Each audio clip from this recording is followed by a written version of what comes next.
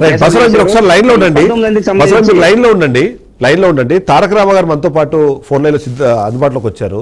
Overall గా చూస్తే ఇలాంటి ఘటనలు జరిగే నేపథ్యంలో జరిగే డిస్కషన్ కంపల్సరీ మొదటి డిస్కషన్ ఎవరైతే డ్రైవర్ ఉన్నారో ఆ డ్రైవర్కి సంబంధించిన నిర్లక్ష్యానికి సంబంధించిన అంశాల గురించి మాట్లాడుతుంటే, రెండోది ఆ ఏవైతే బస్సులు ఉన్నాయో ఆ బస్సుల మ్యానుఫ్యాక్చరింగ్ డిఫెక్ట్స్ ఏవైనా ఉన్నాయా, ఆ తర్వాత వాటిని బాడీ బిల్డ్ చేసే క్రమంలో కొద్దిగా ఖర్చు అయినా పర్లేదు ఈ ఫైర్ ప్రూఫ్కి సంబంధించిన మెటీరియల్స్ వాడకుండా కొద్దిమంది లో క్వాలిటీ మెటీరియల్స్ వాడడం వల్ల కూడా కొన్ని సమస్యలు తలెత్తుతాయనే మాటలు వినిపిస్తున్న నేపథ్యంలో తారక రామ గారు మనతో పాటు తనతో ఒకసారి మాట్లాడే ప్రయత్నం చేద్దాము.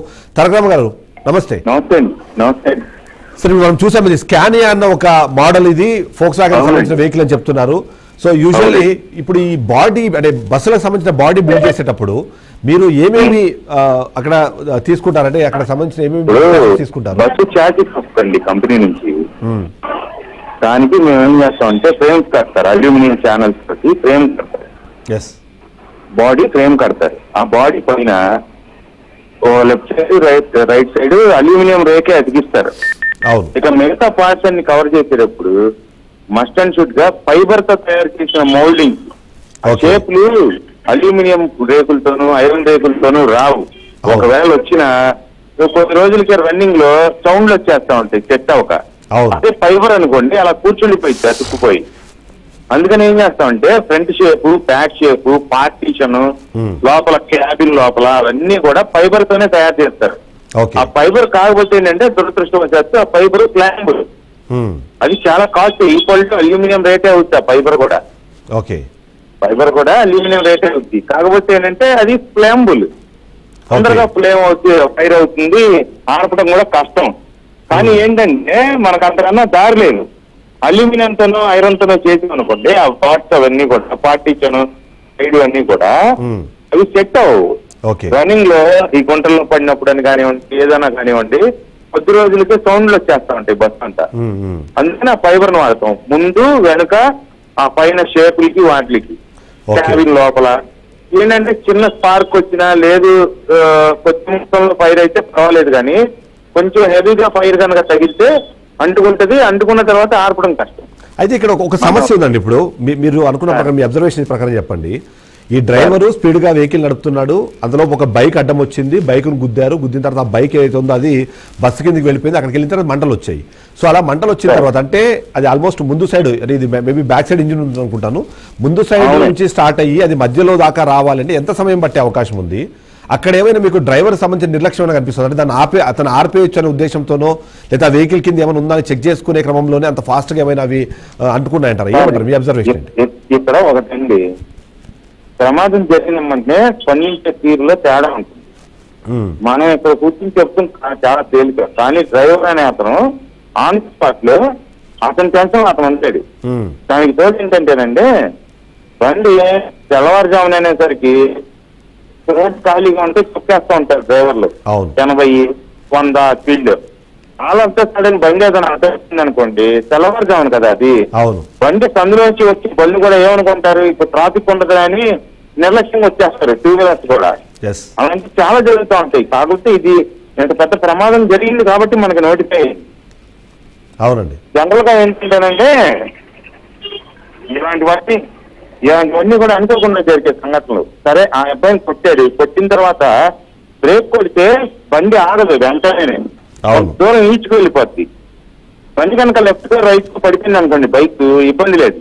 ఇప్పుడున్నలాగా బస్సు కిందకు వచ్చి ఆ 300 మీటర్ తీసుకెళ్ళినప్పుడు ఆ ఫోర్స్ కి ట్యాంక్ కరిగిపోయి దాంట్లో ఉన్న పెట్రోల్ అంతా వచ్చి ఆ రాపిడికి ఫైర్ అయింది. అది డ్రైవర్ కిందకి దిగి గమనించి బండిని ఇవన్నీ చూసేలోపే ఫైర్ వచ్చేసింది. మాకు తెలిసి అనుకుంటా మేము చెప్తున్నామండి, ఫైర్ వచ్చేసింది. అది దాన్ని ఇంకా ఆపడం అనేది అతని వల్ల అవ్వదు. ఎందుకంటే బస్సులో ఉండేది ఒకటే ఫైర్ ఎక్స్టింగ్విషర్, ఒక్క సిలిండరే ఉంటది. ఆ ఒక్క ఫైర్ ఎక్స్టింగ్విషర్ తో, ఆ ఒక్క సిలిండర్ తో ఆ మంటను అదుపు చేయడం దాదాపు అసాధ్యం. అతను అప్పటికి కూడా ప్రయత్నించాడండి, వాటర్ బబుల్ లో ఉన్న వాటర్ పోసి ఆర్పడానికి ప్రయత్నించాడు, కానీ అది వాటర్ కారే ఫైర్ కాదు. అది ఇకేంటంటే క్రమేణా ఒక్క నిమిషం చాలు, కనుమూసి తెరిచేంత రెప్పకొంటి కాలంలో అంటారు చూసారా, అలాగా వ్యాప్తి చెందింది మంటలు. ఇకేంటంటే ఉన్నంతలో స్పేర్ డ్రైవర్ ఇతను మిగతా ప్రయాణికులను కూడా నిద్రలేపి అలర్ట్ చేసి 4ంటికి ఏసీ బస్ అంటే దుప్పట్లు కప్పుకుని తల్లి మంచి నిద్రలో ఉంటారు. వాళ్ళని కూడా తొందరగా ఎలక్ట్ అవ్వలేరు, గమనించలేరు. ఇక ఉన్నంతలో ఈ డ్రైవర్లు కూడా వాళ్ళ ప్రాణాలు కాపాడారు. కాకపోతే ఇప్పుడంటే పూర్తిగా డ్రైవర్ల నిర్లక్ష్యం వల్లనేమో, బస్సు మెయింటెనెన్స్ లోపం వల్లనేమో మనం పూర్తిగా డ్రైవర్ మీద నెట్టలేము. Bus service, bus condition, bus ఉన్న పరిస్థితి, వీటి మీద నెట్టలేము మనం. కానీ ఇక్కడ ఒక సమస్య ఏమొస్తుందంటే, ఇప్పుడు ఈ స్పెసిఫిక్ గా ఈ వెహికల్ సంబంధించిన ఈ వెహికల్ గురించి మాట్లాడుతున్నాం కాబట్టి 23,000 రూపాయల దీని మీద ట్రాఫిక్ చలాన్లు ఉన్నాయి. అందులో 3-4 ర్యాష్ డ్రైవింగ్ మీద ఉన్నాయి. అంటే మిగిలినవన్నీ నో ఎంట్రీ, అంటే ఉదయం కూడా వాళ్ళు సిటీలో తీసుకొస్తారు కాబట్టి ఆ ఫోటోలు కొడతారు, అది ఓకే. కానీ ర్యాష్ డ్రైవింగ్ మీద కూడా 3-4 ఉన్నాయి. అంటే అది సేమ్ డ్రైవర్ నడిపారా, వేరే డ్రైవర్ నడిపారా దాని మీద మనము చెప్పలేము. బట్ మీకు ఇక్కడ ఒకటండి, ఒక బస్సు, ఒక లారీ, ఒక ట్రాక్టర్, ఒక ఆటో, ప్యాసింజర్ వెహికల్ ఏదైనా సరే కంపల్సరిగా పోలీస్ మెన్ అనేవాళ్ళు ఏదో ఒక చలాన్ని విధిస్తారు. అవునవును, అది రెగ్యులర్ గా జరిగే ఫెనామినన్. దాంట్లో ఒకటి ర్యాష్ డ్రైవింగ్ కావచ్చు, 2 నో ఎంట్రీలో రావటం కావచ్చు, 3వది బస్ మెయింటెనెన్స్ సరిగా లేకపోవచ్చు, ఇలా రకరకాలుగా ఉంటాయి. ఈ ర్యాష్ డ్రైవింగ్ అనేదండి దానికి ఒక లిమిట్ ఉంటది. దానికి ప్రతి బస్సుకి స్పీడ్ బ్రేక్ ఉంటది. అదే ఒక స్పీడ్ లిమిట్ దాటకుండా అవన్నీ ఏర్పాటు చేసే ఉంటాయి. నియమిత వేగంతోనే వెళ్తాయి బస్సులు. కానీ ఇప్పుడు నేను మిమ్మల్ని నేను విభేదించట్లేదు కానీ, బట్ యూజువల్లీ హైదరాబాద్ నుంచి బెంగళూరుకి నైట్ 11-11:30కి స్టార్ట్ అయిన వెహికల్ మార్నింగ్ 6-7 వరకు అక్కడ దింపేసే ఉద్దేశంతో వీళ్ళు వెళ్తూ ఉంటారు. అంటే ఆల్మోస్ట్ 650 కిలోమీటర్ల డిస్టెన్స్ ని 7-8 అవర్స్ లో రీచ్ అవ్వాలంటే ఖచ్చితంగా వాళ్ళు 140-150 కిలోమీటర్ల స్పీడ్ నడితే కానీ ఇంపాసిబుల్ అండి, అవ్వదు. అది ఇంపాసిబుల్ అవ్వదు. ఏంటంటేనండి 300 కిలోమీటర్స్ ఉందనుకోండి, యావరేజ్ గా ఒక బస్సు ఎంత తొక్కినా ఎంత స్పీడ్ వెళ్ళినా 300 కిలోమీటర్స్ కవర్ చేయడానికి 6 hours పట్టింది. ఖచ్చితంగా పట్టింది. 600, 650, 700 అనుకోండి, 12 hours అబోవ్ పట్టింది. ఓకే. మధ్యలో బ్రేక్ ఉంటుంది, వీళ్ళకి రిఫ్రెష్మెంట్ బ్రేక్ ఉంటుంది. డ్రైవర్ చేంజ్ అయినప్పుడు డ్రైవర్ చేంజ్ అయ్యి ఆ బస్ కండిషన్ చూసుకుని టైర్లు అవి చెక్ చేసుకుని మళ్ళీ ఎక్కుతారు. దానికి ఒక 20 నిమిషాలు పోతుంది. అలాగే ఏదైనా కానివ్వండి 600 కిలోమీటర్స్ కవర్ చేయాలంటే అట్లీస్ట్ 13-14 hours పడుతుంది. 13 hours మ్యాక్సిమం పడుతుంది. మీరు ఎంత స్పీడ్ గా అయినా తొక్కండి, 100 కొట్టండి, 150 కొట్టండి. ఓకే. హైదరాబాద్ ఆరామ్ గారి చౌరస్తా నుంచి మెజెస్టిక్ లేదా మీరు హెబ్బాల్ దాకా వెళ్ళడానికి 7 hours లో దాదాపుగా 7 to 8 hours లో వీళ్ళు దింపే. ఇప్పుడు జబ్బాల్ ట్రావెల్స్ కానివ్వండి, ఇప్పుడు ఇలాంటి కావేరీ ట్రావెల్స్ ఇలాంటివన్నీ కూడా దాదాపుగా 8 hours లో అక్కడ దింపేస్తామన్న దాంతోనే తీసుకుంటారు ప్యాసింజర్స్ ని. చాలా సందర్భంగా తీసుకెళ్ళారు, ఎందుకంటే చాలా సార్లు అక్కడ నేను ట్రావెల్ చేశాను కాబట్టి చెప్తున్నాను. చాలా స్పీడ్ గా తీసుకెళ్తుంటారు. ఇంకేంటంటే అండి, ఇప్పుడు రోడ్లన్నీ 7 లైనర్స్, 8 లైనర్స్, 6 లైనర్స్ అయిపోయినాయి. అవునవును. 30 ఏంటంటే మిడ్ నైట్ టైమ్స్ లో ట్రాఫిక్ ఉండదు. అవును. ఈ 8 లైనర్ అనేసరికి మీకు తెలిసిందే కదండి, అసలు ఏది అడ్డు రాదు. సాధారణ వెహికల్ ఏది రోడ్డు మీద రావు కదా, డొమెస్టిక్ వెహికల్ ఏది, కమర్షియల్ వెహికల్స్ వెళ్తా ఉంటాయి కదా. కమర్షియల్ వెహికల్స్ అన్ని కూడా ఏంటంటే తోలే వాళ్ళందరూ కూడా పర్ఫెక్ట్ గా ఉంటారు, ప్రొఫెషనల్స్ ఉంటారు. అయితే ఇంకొక పాయింట్ కూడా నేను అబ్జర్వ్ చేశాను. వోల్వో వెహికల్స్ కానివ్వండి, ఈ అశోక్ లైలాండ్ వెహికల్స్ తో పోలిస్తే ఈ స్కానియా వెహికల్స్ అన్న దానికి సడన్ బ్రేక్ కు సంబంధించిన ఇష్యూస్ కొన్ని ఉన్నాయి. దానివల్ల కూడా దీన్ని ఎక్కువగా ట్రావెల్స్ వాళ్ళు దీన్ని ఎక్కువ వాడరు అన్నది కూడా ఒక మాట వినిపిస్తుంది. సో చెప్పాలంటే స్కానియా వెహికల్ ఇప్పుడు కాదండి, ఒక 18 years కోసమే వచ్చింది. అవును. Vehicle compare to Volvo and Ashok Leyland Scania vehicle అనేది ఫెయిల్ అయింది. ఇది మెయింటెనెన్స్ పరంగా కానివ్వండి, మైలేజ్ పరంగా కానివ్వండి, ఏదైనా కానివ్వండి, స్కానియా వెహికల్ ఫెయిల్ అయింది. స్కానియా అనేది అంత ఆదరణ పొందలేదు ఆపరేటర్ దగ్గర. Volvo, Leyland, Ashok Leyland, Volvo, Mercedes Benz కూడా వదిలిందండి ఫస్ట్ ఆ రోజుల్లో, ఒక 20 years బ్యాక్. అవును. మెర్సిడెస్ బెంజ్ కూడా ఫెయిల్ అయిందండి. అవును. అలాగా. కాకపోతే ఏంటంటేనండి, ఆపరేటర్లు అంటారు ఆ పర్ణాలనే జాగ్రత్తగా మెయింటైన్ చేసుకుంటా, సర్వీస్ చేసుకుంటా వాడుతూ ఉంటారు. స్తోమతలేక కావచ్చు, లేదు కలిసి వచ్చిందని కావచ్చు, లేదు ఇంకో కారణం కావచ్చు. అవును. అది దాని స్కానియా ఎందుకు మెయింటైన్ చేస్తున్నారు అనేది మనం చెప్పలేము. అదేమో ఏంటో. కానీ మనము ఈ యాక్సిడెంట్ జరగడానికి కారణాలు విశ్లేషించే క్రమంలో ఈ విజిబిలిటీ ఇష్యూస్ కూడా ఈ వెహికల్ చాలా ఎక్కువ ఉంటాయి, అందుకనే వీటిని చాలా మంది ఎంకరేజ్ చేయరు అన్నది ఒకటి. తర్వాత మార్నింగ్ నుంచి నేను కూడా న్యూస్ ఛానల్స్ అవన్నీ అబ్జర్వ్ చేస్తున్న మీదట ఈ యాక్సిడెంట్ జరగడానికి ప్రధాన కారణం నేను అనుకుంటుంది బైక్ రైడర్ ఉన్నాడు కదా. అవును. Bike rider నిర్లక్ష్యమే 100%. ఎందుకంటేనండి ఈ బస్ ఆపరేటర్లు కానీ ఎవరైనా కానీ డ్రైవర్లు నియమించుకునేటప్పుడు అది దగ్గర దగ్గర 70 లక్షలు ₹1 కోటి బస్ అది. అవును, ఎవరిని పడితే వాళ్ళని నియమించరు. ట్రూ.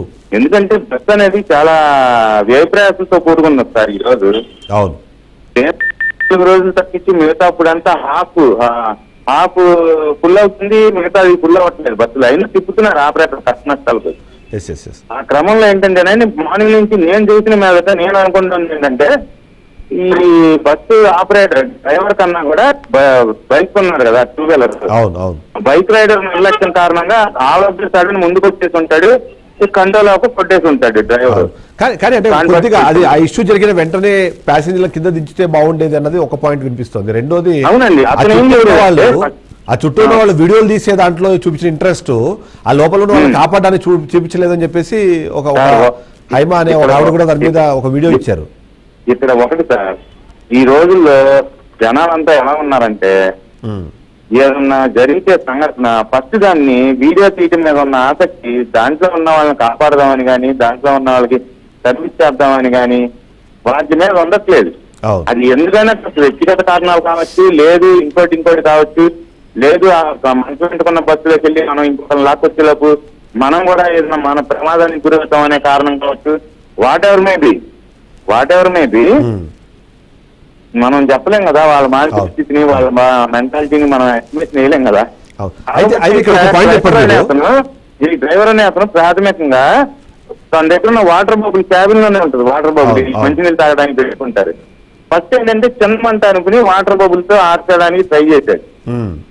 ఇతను ఫస్ట్ ఎయిడ్ లాగా అనమాట, అది ఫస్ట్ ఎయిడ్ లాగా.